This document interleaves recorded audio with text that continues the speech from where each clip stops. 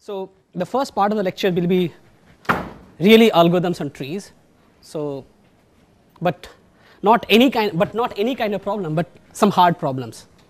And what I mean by hard problem is that computationally hard problem, these problems we may not be able to solve these problems optimally. Say by optimally I will always mean, in good running time means polynomial time, right? But some of these problems can be solved really fast on trees and on fat trees. So for first we will learn an algorithm on trees, and then we will learn an algorithm on fat trees. Okay, so what is the motivation? So because most interesting graph problems are NP hard, many algorithms can be developed for special class of graphs, and many important classes of graphs are decomposable. We will learn the meaning of this word decomposable in some way, like trees. Okay, so that's what the motivation is. Let's consider the following problem. Okay, so what is this called party problem? And you have a problem, and you have to invite some colleagues for a party. And what is the objective? Our objective is that total fun factor should be maximized. And what is the constraint? Everybody should be having fun, right? So you want to invite people for a party, and you want everyone to be happy, enjoying, and you want to maximize, the total fun which you could have. So one constraint is this: do not invite a colleague and his direct boss. You will never have fun, right? At the same time, because the relationship are in a way that you will never have fun. So essentially, what it means is that because in most of the sectors or most of the companies, like this is a very hierarchical order. So you have some people at the bottom, some people on the top, and some people on the top. And basically, what you are looking for is that, so you have certain weights on the trees, on the vertices, basically how much fun factor the guy can have. And actually, our job is to find a maximum independent set in this graph. And what is a maximum independent set? Basically, it is a set of nodes such that there are no edges among themselves, right? So what is our job? Our job is actually, if you look at combinatorically, we want to find a maximum weight independent set on trees. And what I'm going to do is, throughout this talk, is actually going to make an algorithm for maximum weight independent set on trees and some fat trees. Okay? Okay, so let's make an algorithm for this problem. For example, what is a maximum weight independent set here? If these are the weights, this is a maximum weight independent set. Okay, so I hope all of you know about this dynamic programming paradigm, and so this is used for solving lots of problem where the sub problems does not depend on each other in a nice way. Okay, so how are we going to solve this maximum weight independent set problem on trees? Okay, so generally what happens is that in the maximum weight independent set in dynamic programming, somehow we break the problem into smaller parts. And for smaller parts, we have certain solutions or certain certain key things we remember, and we try to pass this to other sub-problem and utilize all these things to get our algorithm or get our solution. So for our purpose, let's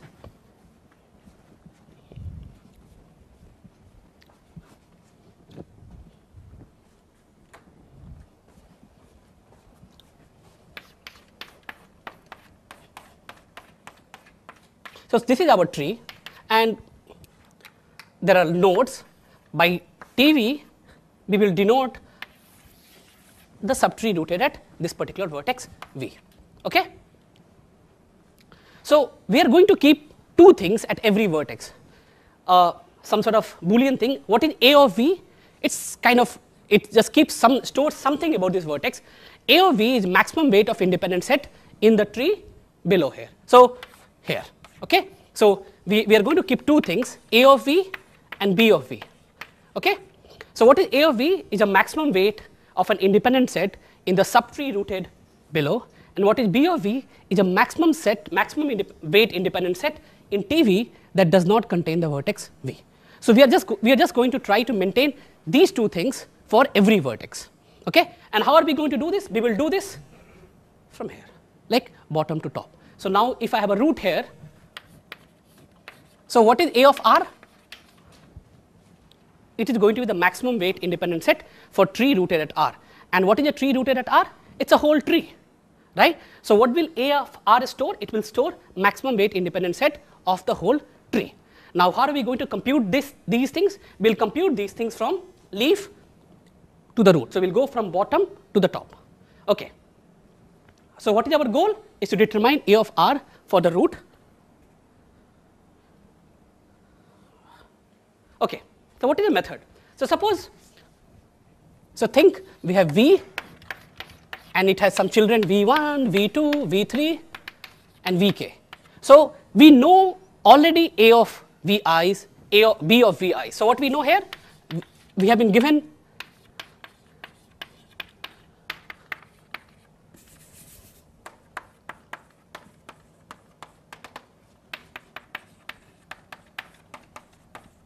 okay, and what is our goal? Given these numbers, we want to compute A of V, B of V. What is B of V? Let's first see what is B of V. It's a maximum weight independent set, okay, which does not contain the vertex V, right? So, if it does not contain this vertex V, then you can find the maximum weight independent set here, you can find the maximum weight independent set here in each of these small subtree and add them up, because a maximum weight independent set here does not interfere with the maximum weight independent set here, because there are no edges between the two subtrees of a tree, right? So, that gives us small formula that what is B of V? Summation I equal to 1 to k A of Vi, right? That is a very simple formula. But now we have to compute A of V. What is A of V? Now, what is A of V is representing? It is representing the maximum weight independent set for the subtree rooted at this guy. Now, that maximum weight independent set can either contain the vertex V or it may not contain the vertex V. If it does not contain the vertex V, then that number is already stored in B of V. Now, if it contains V, then we add W of V, but what else should we add? What is A of V1 storing? Sorry, what is B of V1 was storing? Right? It was storing the maximum weight independent set in this subtree which does not contain V1. Now, the point is, the moment you include V in your independent set, you cannot include any of these guys in your independent set. But that particular information is basically saying what is the maximum weight independent set here which does not contain V1, what is the maximum weight independent set here which does not contain V2, which we have already stored in B's. So, what is A of V is max of vertices without him, and if it contains, then you do W of V and summation I equal to 1 to k B of V, right? So, the values of A of V and B of V can be computed in bottom up order, like the leaves are trivial, right? Leaves are trivial, right? Because suppose it is a leaf. What is A of V? The weight itself. What is B of V? Is 0. That's it. So, now I can compute this for the leaf, and once I have computed this for the leaf, I can compute for every parent of him by knowing these values for all his children, right? So, this is a very simple algorithm to do what is that called? Maximum weight independent set on trees. And essentially, some variation of this or other can be used to solve many other NP-hard problems on trees, like dominating set, vertex cover, some art dominating set and things like that, and even much more complicated problems if you can do exactly by doing this kind of dynamic programming and keeping right set of things here. I mean, what all things do you need to keep so that you can compute something which is A of V will always denote an optimum solution below. So, you need to keep enough set of things here by which you could use together to get a solution for the whole object, right? So, you need to come up with some set of invariants which, if you have been given, you can compute the optimum solution with the help of this. For example, here B of V was that invariant which helped us to compute A of V. Okay. Okay. So, we have seen one algorithm on trees. Okay. So, what I am going to talk about, that this algorithm is quite generic, and the same algorithm can be used not only for trees, but many other kind of graphs, right? Trees are not in some particular example, but this algorithm itself could be used for various other structures which looks like trees, okay? So, as a running example to explain what I am trying to do, or what I am trying to explain the kind of graphs for which these problems can be solved in very similar way, we will use independent set as a running example. So, I have forgotten the weights for now because it wouldn't matter. So, what we have is a graph G, an integer k, and and our goal is to find a maximum size independent set of this graph. So this is a decision problem. Is there a subset S of Vg of size k so that there are no edges between vertices in S, or find the size of maximum independent set of G. Okay? So we will just use this particular example to explain all what I'm trying to say. Okay. Okay, so to do that, I'm going to introduce a kind of graph which is called T-boundary graph. Now, what is a T-boundary graph? It's a graph with n vertices and at most t special vertices. Now, what is this t special vertices? Called x, which is subset of x1 to xt, and x is called the boundary of G. For example, this is my T-boundary graph. It's no special graph. You take any graph, okay? You can call some t vertex. You label them with some subsets of x1 to xt, and we are going to call this as a boundary, and that's it. These are called T-boundary graphs. So basically, you take any graph, you can make some t at most t vertices special by labeling them 1, 2, or t, and that's it. So this is what I will mean by T-boundary graph. Okay? So there is nothing special. It's any graph marked with some special x1 to xt, some at most t vertices with labels x1 to xt. Okay, so these are very nice graphs actually. Okay? We will see how these graphs, or the graphs which we can construct by doing some operation of this boundary graph, will give us trees and various other things. Okay. So now let's try to suppose, think of this way, that rather than a one vertex here, okay, suppose somehow we had a graph which looked like something very different. Okay?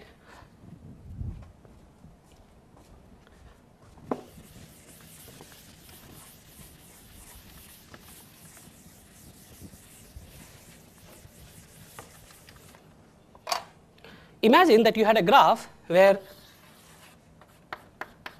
you had some few vertex here, not one vertex, and you had some graph here, and what is the property? There is no edges between here and here. Okay? So these graphs could look like here, could see here, but they do not see, like there is no edge from here to here. The only way you can go from here to here is via these set of vertices. Okay? These are called separators in, or like what is a separator of single vertex? Called cut vertex. If you delete it, graph becomes several components. So look at the trees. What is the property of trees? If you delete any vertex, graphs, right? But it is possible that in graph I may not find a vertex of single vertex which can separate the graph, right? But I may be able to find set of vertex which could separate the graph. All right? So we will try to mimic this understanding that in a trees we have just one vertex which if I delete, it gets separated.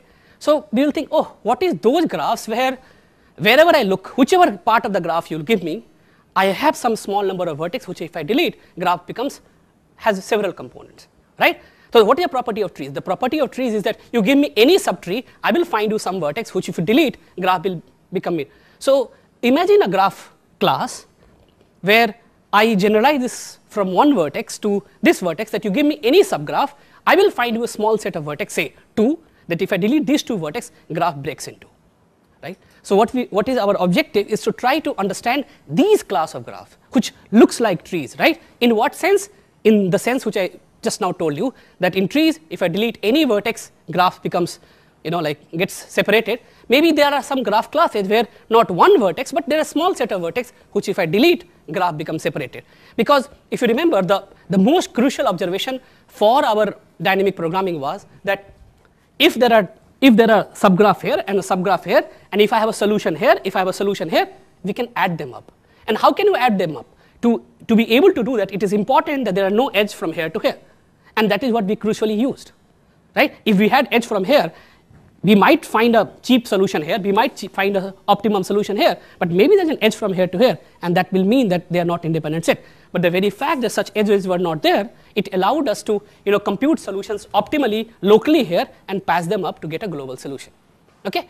So just try to keep this in back of your mind, that this is what I'm trying to mimic. Okay? This little idea is what I'm trying to mimic, and how to give a proper definition to these kind of graphs.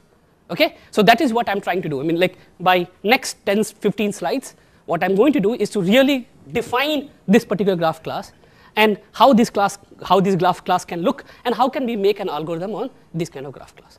Okay? And towards that, I have introduced this notion of T-boundary graph. So look at your trees.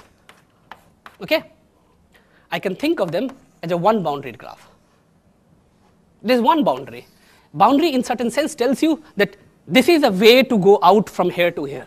You know, like it's a boundary in a real sense, right? So here, every vertex here, when he looks back, looks below, that particular guy is a boundary to the outside. Okay, in that sense, I mean, so trees, we will prove that it is in some sense one or two boundaried graph. And what happens if we generalize this to largest number? Okay. Okay. So suppose I had such boundary graph. Okay. So what is boundary is these numbers, like these are the guys. So in some sense, this part of the graph is going to interact with the other part of the graph via this set of vertices. Now the question which arises, what should be, suppose I wanted to still solve maximum weight independent set, right?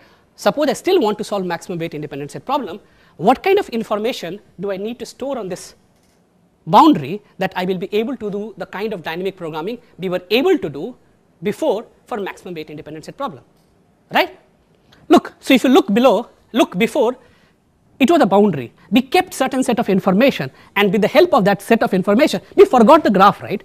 We never, once we had this A of V here, B of V here, do we care what graph we have here?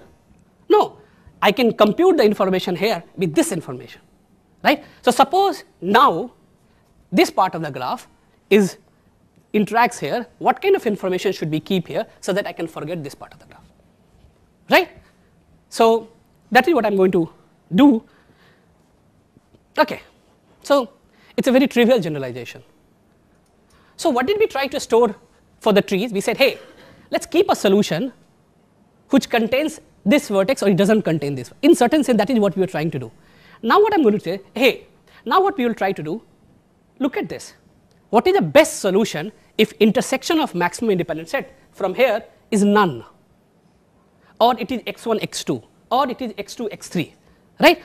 We have to keep all possible subsets because any maximum weight independent set could contain any subset from the boundary. We don't know, which could be used later in the algorithm. We don't know. But how many possibilities are there? 2 to the power t, all possible subsets of this, right? So what I'm going to do is the following thing. And I will tell you that why this set of information is good enough to compute things. So what I want to keep here, so the size of largest independent set I such that I intersection x is equal to some s, right? So what I want, so I am going to keep a table. Okay, so what is T of S going to store? T of S is basically going to store what is S? S is a subset of 1 to T, our boundary. Okay, and what I'm going to store at T of S, what is the maximum weight independent set in this graph such that its intersection with the boundary is exactly S. So for example, what is T of phi? T of phi means what is the largest independent set such that its intersection with the boundary is empty set. So what is the largest independent set here which does not contain any boundary vertex? Huh? 4, right? 1, 2, 3, 4. Okay, so let's fill it. It's 4. What is the largest independent set which contains, say, x1? Let's see what I have next. Okay, what is the largest independent set which contains x1, x2, x3 in this part of the graph? What is the largest independent set which consists of x1, x2, x3? It cannot have, right? Because x1 and x2 has an edge. So I have put minus infinity, right? So I will just fill, for example, what is the largest independent set which consists of x2 and x3? Now we have selected x2 and x3, then clearly you can't pick any of these vertex, and from this triangle you can only pick one. So x2 and x3 is 1, 2 and some one vertex from a 3. So you just fill this table up. It's not very hard. Okay, so you can just fill this table up. Now the point is, okay, so what it tells us that for trees it was just enough this A of V and B of V. Now if I have such kind of boundary, then we just need a big table. That's it. Essentially what we stored here is actually this subset only, nothing more. Okay. Now, so this is the table which we would like to compute, which we would like to create. And now let me tell you certain operations which we can do on these kind of graphs, okay? Because I mean, if I want to construct this whole tree, I need to define certain operation on these boundaries, right? So what is that operation? So let me define the first operation, which we call introduce operation. So what I can do by this, I can start with some vertex, okay? So I have introduced this new vertex, say x4, but this guy is not going to have an edge here. It is only going to have an edge where? With these boundary guys, okay? With these boundary guys, okay? So we add a vertex xi, not in x, to this boundary, and the vertex xi can have arbitrary neighbors in x. He can have any neighbors here, but he will not have any neighbors here, okay? So a new vertex can be introduced in the x side, okay? I have made some new vertex in the, okay. So like for example, now my boundary has become, new x has become the one which also consists of x4, right? So now I'm going to tell you how that, suppose, let's go back, suppose I had a table like this, I knew this table, suppose, and some new vertex gets introduced, right? Then I need to do something to my table, right? Because I need a new table for new x, right? So we need to update my table. So let's see how we can update this table, given that I have a table for the old x, okay? So given a table for the old x, we need a table for the new x. Okay, so here's the formula, nothing more. So suppose xi, and for our case, what is this? It is x4, okay, was introduced into x with closed neighborhood. It should be n of x, n of x4. We update the table as follows. So how do we make a new table? Okay, look at the new table T of s. We say, hey, T of s remains T of s if this newly introduced vertex is not in this subset. That's correct, right? I mean, what are you trying to do? You are trying to do that what is the largest independent set in the below graph such that the intersection with the boundary is this. Now if this guy does not contain the new vertex, then from outside you can only get the same number of vertex as before, because the newly added vertex is in the boundary. So if this newly introduced vertex is not of that particular, is not part of that subset, then we don't have to update anything, we remain. Second, now this newly introduced vertex is in S, but it has some neighbors in S, right? Then we put minus infinity, because how can a S having an edge among themselves can be, you know, enhanced or can be made into a big independent set, right? So we put minus infinity. Now, so now we have a case when we have S, this is our x4, and look at other vertex. Now, what is the property? X4 does not have any neighbor here. Then what it is? Then you know that x4 only has neighbors here in the boundary. So the next, the independent set is, you remember the old table, we have computed S minus xi. We have in old table, what is the largest independent set containing S minus x4? You take that, you added x4, and this is fine. You have not violated anything, because this guy doesn't see any of those guys anyway. And so its local neighborhood is completely determined by what it sees in x, okay? So how much time will it take to update this table? If the size of the boundary was t, it will take some order 2 power t time, maybe some polynomial, okay? Okay, so that's a way to introduce a node. Now let me introduce another operation on this, boundary graph, which I call forget operation. What is a forget operation? It's nothing. So I have this guy, I want to forget someone. So forgetting someone means that I remove his special power. That is, I will not name him and remove him from the x. Like, I will not treat him anything like anything differently. For example, suppose, let's see how we can forget x4. It means I move x4 to the other side and I forget. So now I have only x1, x2, x3 as a boundary, right? So this is what I mean by forgetting. So you don't change the graph, you just take this vertex and you just unlabel him. Now you treat him like a normal guy, okay? Normal guy means the guy who does not have a label, and you remove him from the boundary. Now when you introduce a guy, the label set x increases by 1. When you forget a guy, then this label set decreases by 1. And now we should also know how to update this.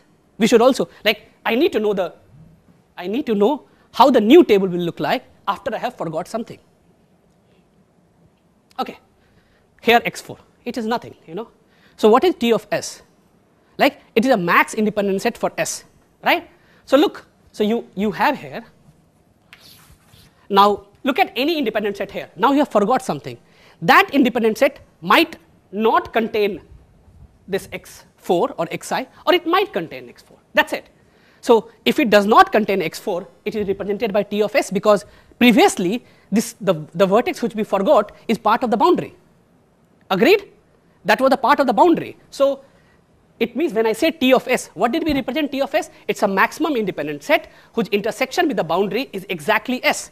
So if x4 was already in the boundary, then this S will not contain this x4. So the maximum independent set which we have computed is the maximum independent set without x4, right? Or maybe the max, now because this unboundaried guy has become a normal vertex, it is possible that the largest independent set in this graph may contain this guy, because it does not have any more special power, right? So let's go back. So now, for example, before this guy was x4. So now what I have to do, compute again. What is, so if you give me a subset, the largest independent set containing these guys from here and whose intersection is exactly this. Now I take x1 and x2. Before, this guy was not allowed because x4, if you notice, was here, right? But now that it has moved this side, it can be part of the independent set which we can take from here. So to do that, you already have stored that information. How? x1 and x, you also have stored what is the largest independent set which contains x1, x2 and x3 previously, or x4 previously. So that is why. So you have these two information, you take max of these two and you update, right? So still updating my table is easy, okay? So what we have seen is that I have, so let's recap here, that I told you that this algorithm for independent set is no special. I mean, we can introduce this notion of what is called T-boundary graph. I told you two operations, forget operation, introduce operation, and I told you how to do, if something can be done on this, then how to update this table on this kind of graph. Now let's look at what we have done actually. So basically, there's a notion called path width of a graph, which I am not going, but what is path width of a graph? Basically, it's a graph which can be constructed by the minimum boundary size needed to construct G. So path width of a graph is a minimum boundary size we need such that every graph using introduce and forget node can construct this graph. That's it. So this is what is called path width of a graph, is basically given a graph G, what is the minimum number of boundary we need such that I can construct this graph by starting from that particular boundary graph and either doing introduce operation or a forget operation. For example, let's see.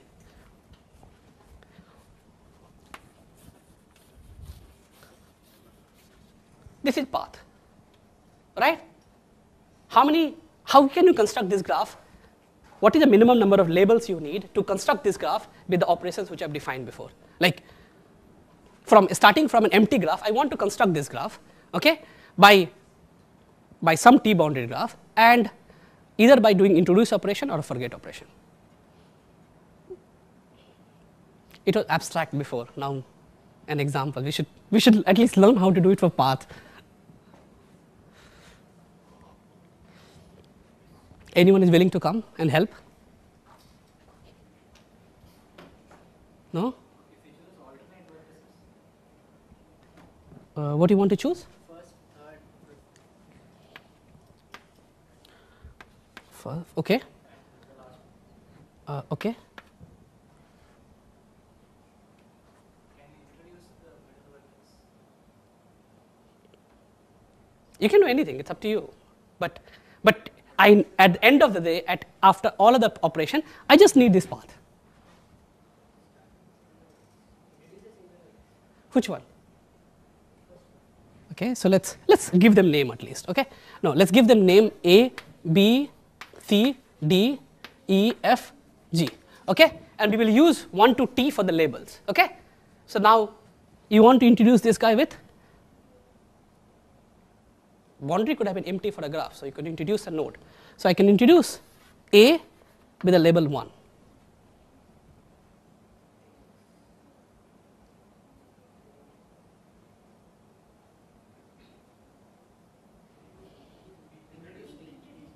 Okay.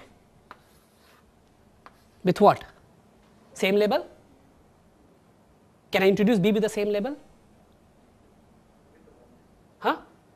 So that's what. So whenever you use the boundary, you have to use the letters 1, 2, 3, whatever you can go. And I have written the vertex with ABC. That's the difference. So what should be the label for this guy? Label 1. You have given that. On the top, I'm writing label. So whenever I forget that label, I will forget that label. That's it. So what are you going to do? Are you going to introduce B with the same label?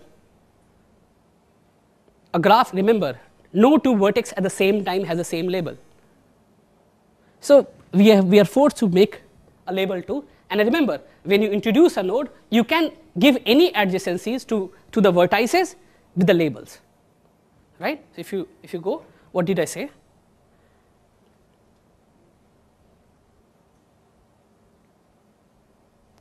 Right? Xi can have arbitrary neighbors in X, but to no other neighbor. So at this point of time, I can give it a label and I can get this graph, right? Because between A and B, I can put an edge. Now what should I do? I can forget the label of 1. Okay? Now I can introduce what? With label 1. Okay? And I can give an edge between them. Right? I can alternatively do this. And so how many labels did we need? So what is the path width of a graph? As I told you, it's a path width of a graph is the minimum number of labels we need minus 1 for some reason. I don't know. It's okay. We can also think is the number of labels. So to construct this path, we needed 2 labels. Okay? As an exercise, try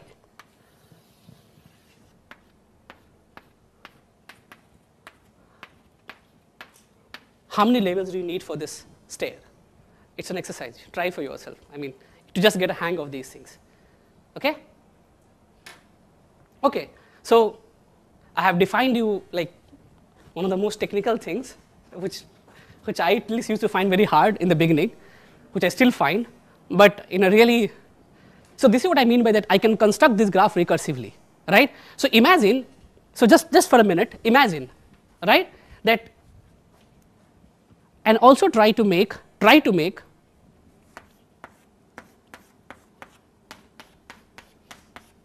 for this graph, okay, for this this binary tree of depth 3. Try to construct like this graph by using this label operations, and you see how many labels do you need.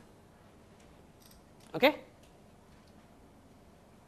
And then try to see if you have a binary tree with depth L, how many labels do you need?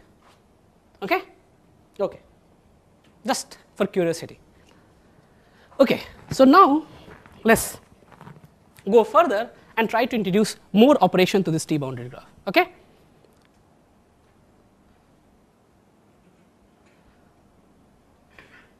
And I have told you, actually what I have told you now, that independent set can be solved in time 2 power p into n if a construction of G with p labels is given as input. If someone told you this construction of graph with these p labels, then you can compute independent set in 2 power p n time. The way I have actually explained you algorithm.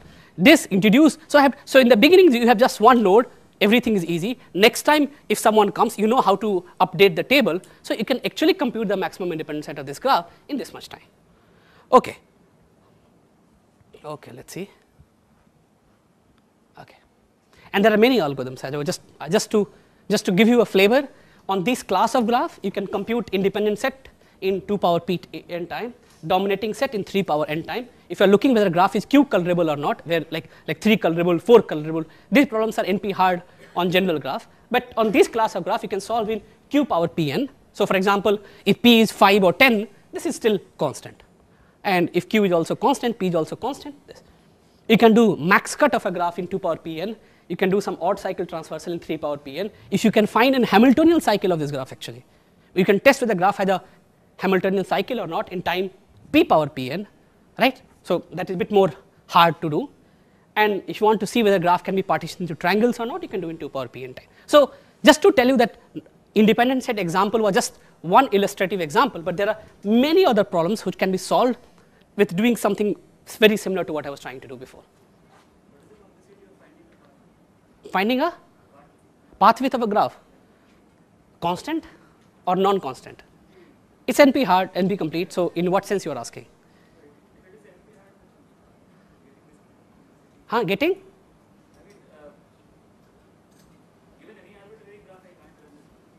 No, you cannot. So as I told you before, right? Given this decomposition, you can do this, right? So, but suppose I want to check whether graph has. So let's wait for the next slide. Okay. Hopefully, it will answer some of your questions. So what is this path width? It was actually introduced in 80s as a part of what is called Robertson and Seymour's graph miners project, and Burlander and Clarks in 1996 gave an algorithm which can detect whether graph has a path width k or not in actually time f of k into n. So if you are looking for you want to test whether graph has, say, path width 10 or not, and you want this decomposition, then in f of 10 into n time I can do this. That 10 is horrible, f of k is horrible, but still. So it's like this f of k. So I can check. So this is the running time. It's not that bad. So for example, if you want to check whether graph has path width 10 or not, and you want to construct this path decomposition, then you might take 2 to the power 10 cube into n. But it is linear. We are computer scientists, so we should not worry. Okay. Okay. So it has some more nice things. For example, it has been used for various other purposes. For example, you can show that if a graph has m edges, have path width at most m divided by 5.769, and it uses very nice some spectral properties to prove these things. It is also known that 3 regular graph has path width m by 9 or n by 6. Again, it uses very nice something called max bisection and things like that. Now you can make a fast exact algorithms using this path width for max 2 CSP, counting vertex cover, dominating set, and blah blah blah, and several other things. Okay, so finally, let me introduce another operation on this T-boundary graph. So what we did? So we defined T-boundary graph. We defined 2 operations: introduce and a forget. And what did we get? We got something called path width. Now let's introduce the third operation. What is the third operation? Given 2 T-boundary graphs G1 and G2, the join operation glues them together at the boundaries. Okay, so it will just glue them together at the boundary. For example, so suppose we have been given 2 T-boundary graphs G1 and G2. Okay, so now we have this boundary. Okay, now what we are going to do? I want to join them. So how the joining operation happens? If you notice what happened, look, we put x1 on x1, we put x2 to x2, we put x3 to x3, and if some label is missing, it's okay. I mean, we just leave that label, okay? And we take union of all the edges. So for example, here we did not have edge between x2 and x3, we have an edge between x2 and x3. And if there were some parallel edges, we can get rid of them. So you keep only one edge. So basically take union of these edges. So you put x1 on x1, x2 to x2, x3 to x3, and you take the union of edges which appears here. Okay? So this happens. That's it. Okay, now let's learn how to update the table here also, right? Remember, if I had been given a table for independent set here, if I have been given a table for independent set here, I need a table for both, combine. Isn't it trivial? So what is T of S? I said, hey, what is this S1? Now, but independent set here and independent, there is no edge from here to here, right? So whatever independent set I can extend here and whatever independent set can extend here, I can put them together to make an independent set. But the only thing is there, S is counted in both sides, so you subtract S. That's it. And I can do this operation very fast in 2 power t time. Okay, so now I have also taught you join operation. And this is what is called tree width of a graph.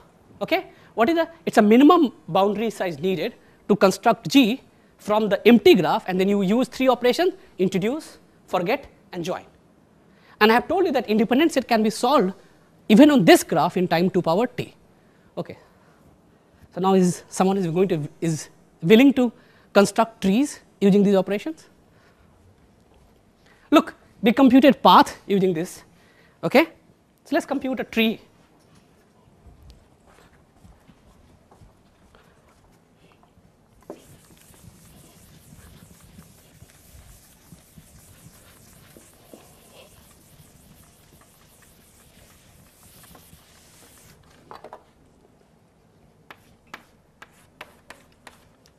not very big tree. Okay.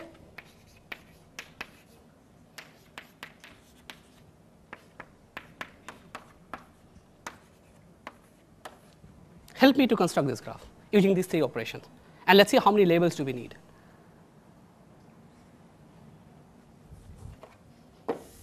Any help?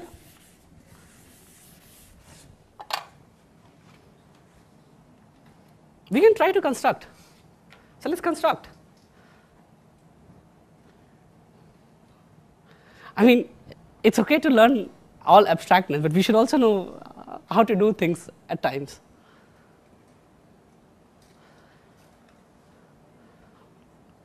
Like I have just made some 2-3 definitions, it's not too much. Okay, I help you people. I introduce A with 1. I with? Okay, I constructed I. Okay, 2 I, and you want to give an edge here. Okay, and what you want to do now?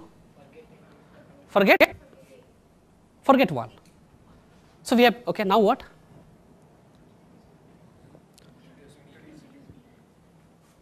With label, and now? Okay, now what you want to do? Forget? You're not forgetting AB, you forget labels. Huh? Okay, now?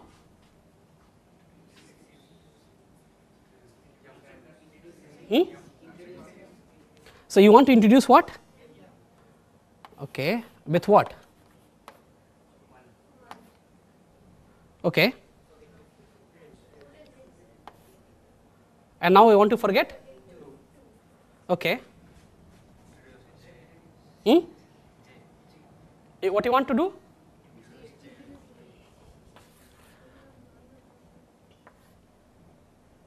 Introduce J with operation,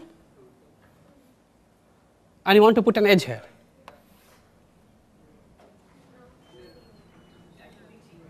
What? We should do it parallelly. I'm just following you people. Is there something wrong going on here? What? Huh? After ABI, we should try CDJ. Okay. And then we should join ABI and CDJ. You know what is going to happen because of this? If you don't do this, no, it's okay. There's nothing wrong. But now you will notice that, okay, now do you want to forget 1 or something?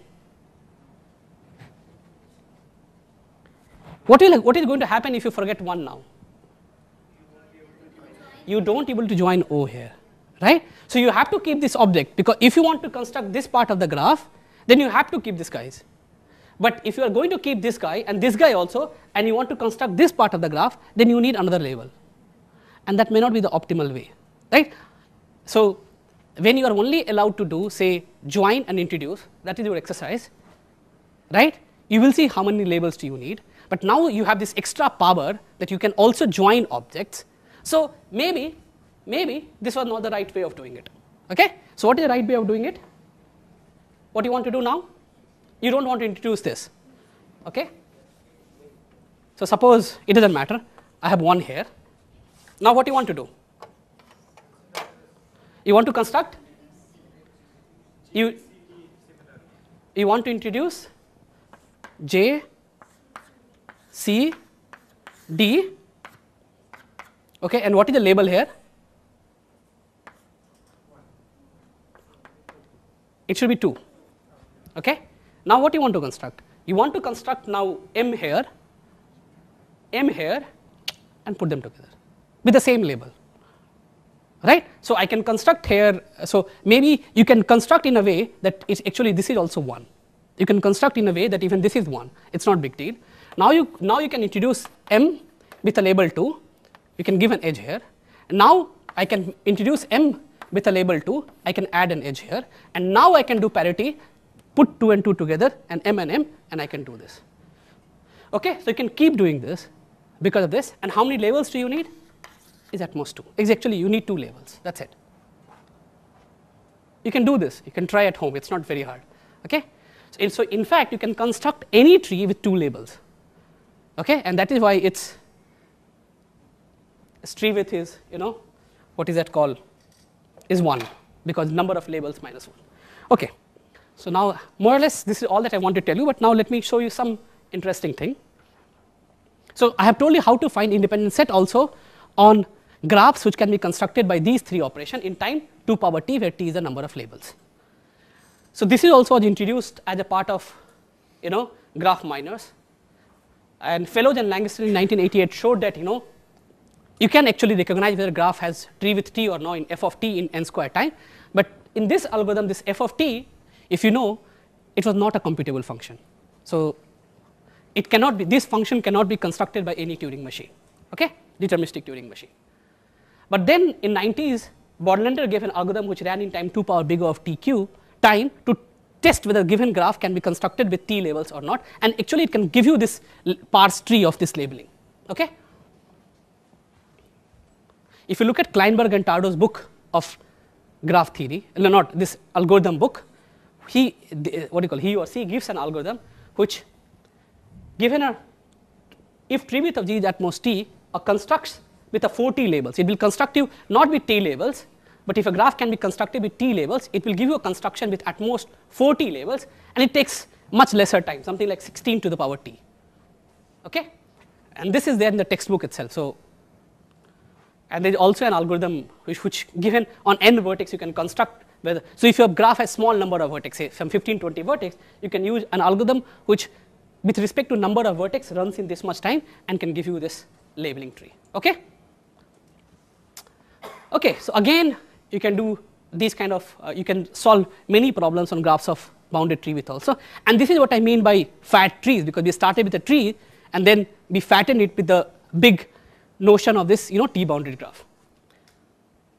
Okay. So it has the same application in several things: approximation algorithm, parameterized algorithm, blah blah blah. So what I wanted to do is, I have some 10 minutes at least. I should show you some non-trivial application of these things. I mean, if you don't understand this part of the lecture, it's okay. Okay, it is just to tell you that these things are very useful and has been used in a variety of applications. Okay. Okay, so I'm going to just flash my slides for next 5-10 minutes. So if you don't understand, please don't feel bad. Okay, so the notion of extended monadic second-order logic, whoever knows logic, is like, it's a very powerful logic. It has some logical connectives like for all or for all. There's a quantification over over vertices, over subsets, and everything. Okay, for example, in this language, you can represent. You want to test whether the graph has a cycle or not, so you can say, you can start with, there exists C subset of V, like these kind of things. For all V in C, there exists U1, U2 in C, U1 not equal to U2, blah blah, and you are basically saying that adjacent guys are adjacent, right? So how do you say that? If U1 is not equal to U2, then an adjacent of U1V and adjacent of U2V is true. When is this true? Can you at least read this formula and say what does this represent? In a given graph, what will this formula represent? It's a subset of vertex, such that for every vertex I am able to find 2 U1 and U2 in C, such that U1 is not equal to U2 and V is adjacent to both. Exactly. So this tells you that it has a degree 2. So every vertex has degree 2 in this.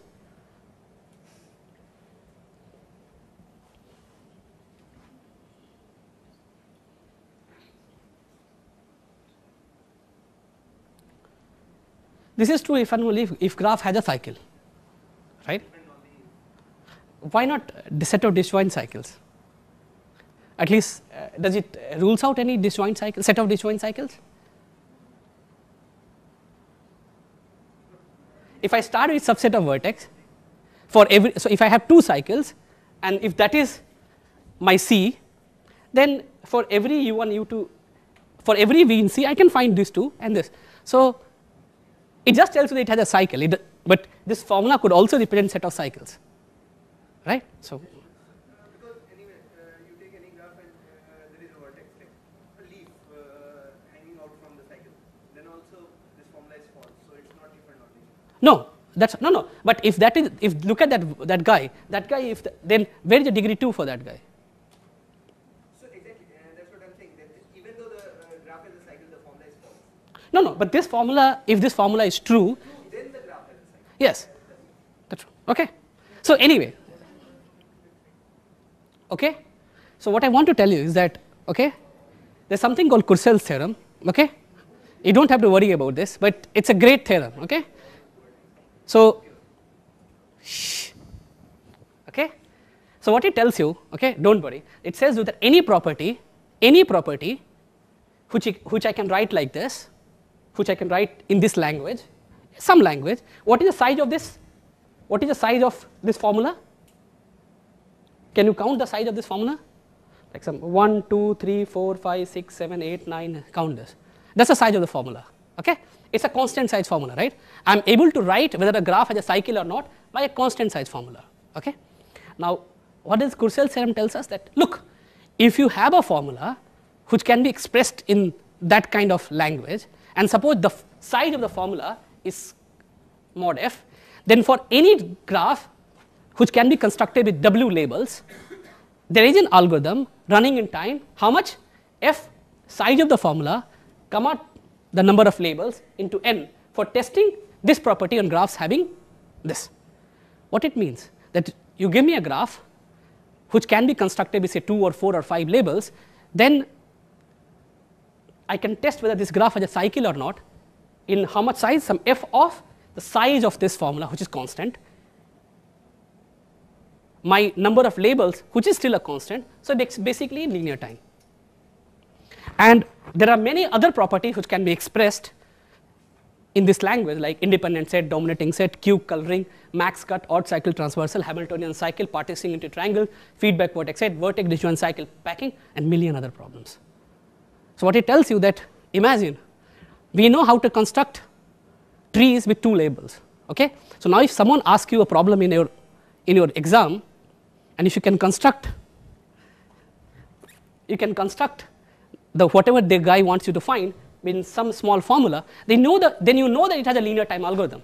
At least you know. You may not know the algorithm which this algorithm gives you, but you at least know that there is such an algorithm. So now you can do a normal dynamic programming to construct it. So at least it tells you, okay, we are in a good shape, and this theorem helps us to solve many problems.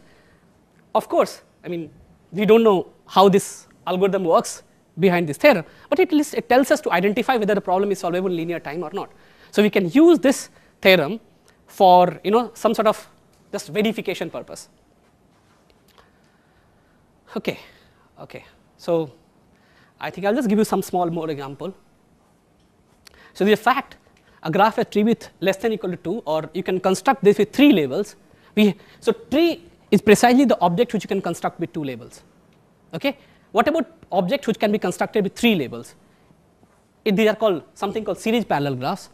Now, if you have a grid like this of k cross k, you can construct with, I think, k plus 1 labels. Try all this. I mean, I've given you some small exercise.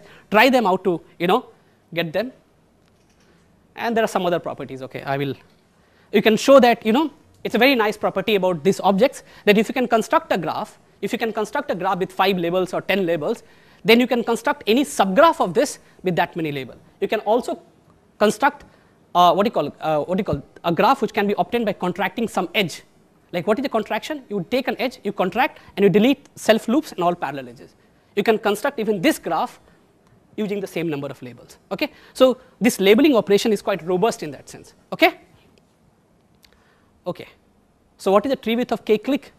If you have a click of size k, you can just check that it actually requires k labels. You cannot do less than that. Okay, so I will not going to teach you all this.